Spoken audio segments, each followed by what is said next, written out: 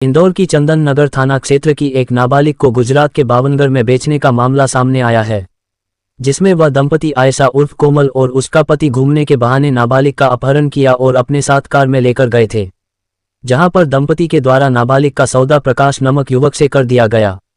आरोपियों द्वारा 1,80,000 में नाबालिग लड़की को बेचने की बात सामने आई है। इसके बाद प्रकाश ने नाबालिग के साथ कई बार दुष्कर्म किया। बड़ी मुश्किल से नाबालिग भावनगर से भागकर इंदौर पहुंची, जिसके बाद इस मामले में चंदननगर थाने पर शिकायत कराई गई थी, जिसके बाद पुलिस ने कार्रवाई करते हुए इस घटना में शामिल 7 लोगों में से 6 आरोपियों को हिरासत में लिया है।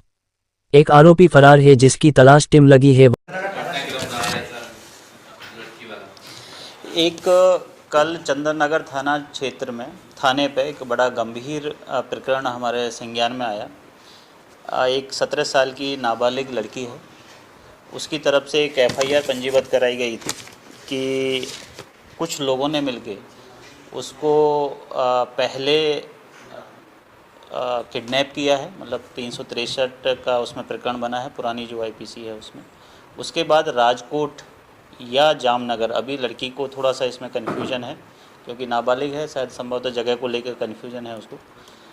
राजकोट में किसी एक प्रकाश नाम के व्यक्ति को वहाँ पे उसको बेच के आए हैं और वहाँ 2 दिन उसको, जो प्रकाश नाम का व्यक्ति है उसके द्वारा वहाँ रखा गया है और बड़ी मुश्किल से वो 2 दिन में वहाँ से छूट के आई है। पूरा प्रकरण कुछ इसमें ऐसा है कि जो ये नाबालिग लड़की है, यहाँ एक महिला है कोमल उर्फ आयशा, जिनके पति का नाम है मोहम्मद आदिल उर्फ गोलू, द्वारकापुरी के रहने वाले हैं। ये जो महिला है कोमल, ये इस लड़की को काफ़ी दिनों से इसके संपर्क में थी और इसको इसने अपने मतलब जो विश्वास में लिया और फिर इसको जो ये प्रकाश नाम का व्यक्ति है गुजरात का, उससे इसका कोई संपर्क स्थापित हुआ। फिर उन दोनों की शादी कराने के नाम पे 1,80,000 रुपये की बात इसमें सामने आ रही है कि प्रकाश नाम के व्यक्ति से कोमल नाम की महिला ने जो ये नाबालिग लड़की है इसकी शादी कराने के 1,80,000 रुपये ले लिए हैं। इस पूरे प्रकरण में हमने जो अभी बीएनएस की धारा है 137(2) और 64 जो रेप की धारा है, और उसके अलावा पॉक्सो और जो पुराना आईपीसी में 34, जो मतलब एक कॉमन इंटेंशन से अगर कई सारे व्यक्ति अगर कोई अपराध करते हैं तो वो हमने इसमें धाराएं लगाई हैं। जैसे ही ये प्रकरण हमारे संज्ञान में आया, तत्काल इसमें हमने 3 टीमें गठित की और रात भर लगभग 12 बजे से ये जैसे ही प्रकरण हमारे नोटिस में आया तो 3 टीमों ने लगातार रात भर सुबह 7 बजे तक दबिशें दी हैं।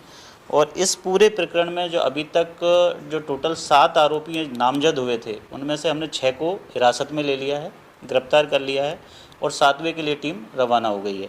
तो ये कि बहुत ही अच्छा मामला, मतलब बड़ा ही गंभीर मामला जो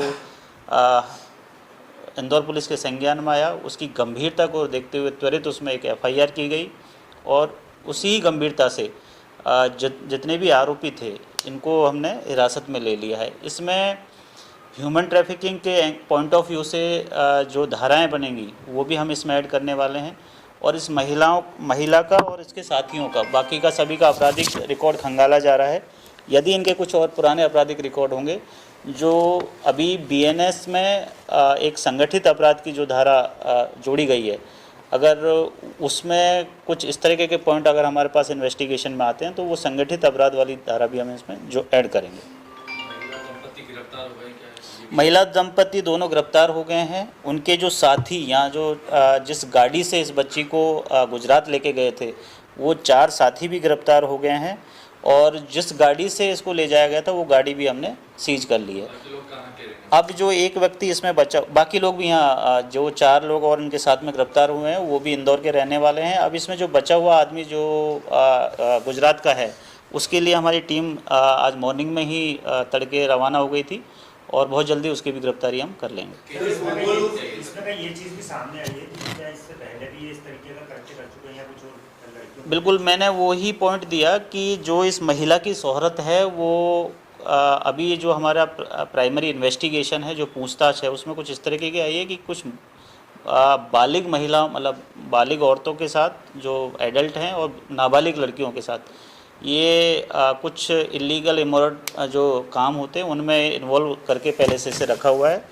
और यदि ये कोई ऐसा हमारे सामने कोई प्रकरण आता है कि जिसमें इस तरीके से भी पहले कहीं किसी बच्ची को ये बाहर लेके गई है नाबालिग को खासकर, तो उस हिसाब से भी हम इसमें आगे कार्रवाई करेंगे। इसमें सर एक जानकारी ये भी आ रही है कि ये जो महिला है, आरोपी जो महिला है, इसका धर्म परिवर्तन हो चुका है। धर्म परिवर्तन के करवाने के मामले में पहले आरोपी थे।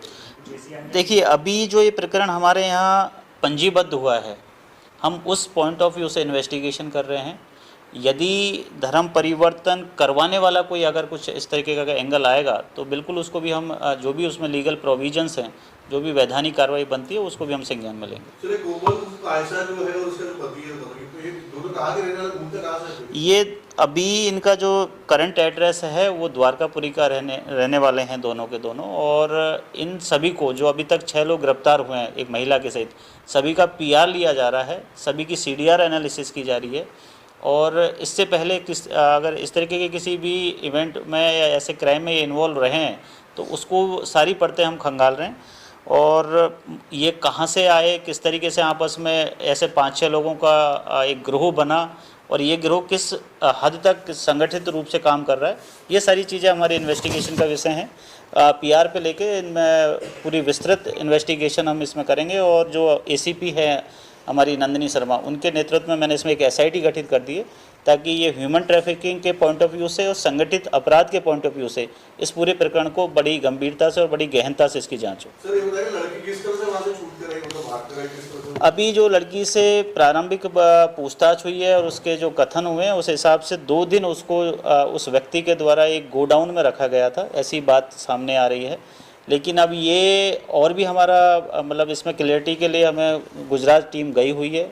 वहाँ जाके जब पूरे घटना स्थल का मुआवना होगा या फिर पूछताछ होगी तब जाके और क्लियरिटी आएगी कि इसमें ये वास्तव में किसी गोडाउन में थी, घर में थी और इसके साथ कोई फिजिकल अब्यूज हुआ है नहीं हुआ, मेडिकल में सारी चीज़ें, ये अभी इन्वेस्टिगेशन का पार्ट है। सर ये बोलता बेचा गया देह व्यापार के लिए या शादी के लिए? नहीं, इसमें देह व्यापार वाला पॉइंट नहीं आ रहा है। मूलतः जो अभी तक हमारे पास जो पूछताछ में जो तथ्य आए हैं वो शादी के लिए बेचना इसमें आए हैं। और चूंकि बच्ची नाबालिग है तो उसकी विल का, उसकी कंसेंट का इसमें कोई मतलब नहीं होता। इसी वजह से हमने पॉक्सो का इसमें एक जो धारा है वो ऐड की है। तो ये कानून की नज़र में अपराध है। और उसकी माँ चूँकि इस पूरे प्रकरण में अभी तक उसके बयान नहीं हुए हैं तो उनके बयान भी इसमें महत्वपूर्ण रहेंगे।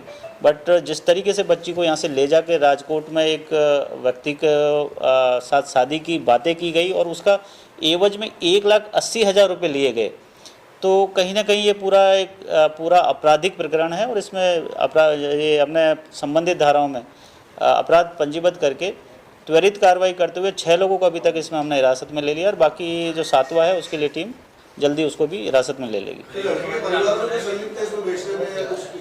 अभी तक इसकी मां से हमने संपर्क किया, वो थाने पे नहीं आई, लेकिन उनके बयान हम ज़रूर इसमें लेंगे। और अगर घर परिवार वालों का भी किसी का भी इन्वॉल्व होगा तो डेफिनेटली उनको भी आरोपी बनाया जाएगा। चूँकि इसमें अभी तक 7 लोग नामजद आरोपी हैं और बाकी किसी और का भी इन्वॉल्वमेंट होगा तो जैसा मैंने बताया, अगर इसमें कोई एक गिरोह सामने आता है या कोई संगठित एक पैटर्न सामने आता है कि नहीं ये इस तरीके से बार बार कर रहे हैं तो हम संगठित अपराध वाली धाराएं भी इसमें ऐड करेंगे। हाँ, जिसके पास में गुजरात का जो व्यक्ति जिसके पास में लड़की को छोड़ के आए थे और जो 2 दिन उसके साथ में रही और जैसा लड़की ने एफआईआर में बताया है कि उसके साथ वहाँ फिजिकल रिलेशन भी बनाए, तो उसको भी हमने इसमें आरोपी बनाया। और 376 जो पुराना आईपीसी है और 64A(1) जो हमारा अभी बीएनएस की धारा है वो भी हमने इसमें ऐड की है। चलिए जो 1,80,000 रुपये दिए गए तो ये कोमल ने किसको दिए थे? इसके परिवार को या कोई बीच में एजेंट? जो गुजरात का व्यक्ति है प्रकाश नाम का, उसने कोमल को दिए हैं। तो इसमें जो पूरी जो घटनाक्रम है इसमें कोमल मास्टरमाइंड है अभी तक की हमारी जांच के हिसाब से। और आगे जब इनसे पीआर पे पूछताछ होगी, सभी से अलग अलग इंट्रोगेशन होगा तो उसमें जो भी तथ्य निकल के आएंगे उस हिसाब से आपको अवगत कराया जाएगा। नहीं, इसमें ऐसा है कि जो कोमल का पति है आदिल एलियस गोलू, ये लड़की को इसके घर से लेके और जो पेट्रोल पंप है चंदन नगर में वहाँ तक लेके आया है। वहाँ से कोमल, विमला नाम की एक और अन्य महिला, जीवन और धर्मेंद्र और एक रवि, ये 5 लोग इनको गुजरात लेके गए हैं और गुजरात में जो प्रकाश नाम का व्यक्ति है वहाँ उनके यहाँ पे छोड़ के आए हैं। तो इस तरीके से इसमें ये 7-8 लोग नामजद आरोपी हैं और जिसकी जैसी भूमिका होगी उस हिसाब से उसके खिलाफ मतलब हमारी वैधानिक कार्रवाई आगे जारी रहेगी और अगर कोई और भी नाम सामने आते हैं तो उनको भी इसमें आरोपी बनाया जाएगा। सर, कोमल पे सदर बाजार, छतरीपुरा या चंदन नगर में पहले कोई अपराध है? आपराधिक रिकॉर्ड अभी हम निकाल रहे हैं इसका। जैसा मैंने बताया कि अगर पहले भी अगर इस तरीके की कहीं एक्टिविटी में कहीं संलिप्त रही है तो उस हिसाब से भी हमने, जैसा मैंने बताया कि संगठित अपराध की जो श्रेणी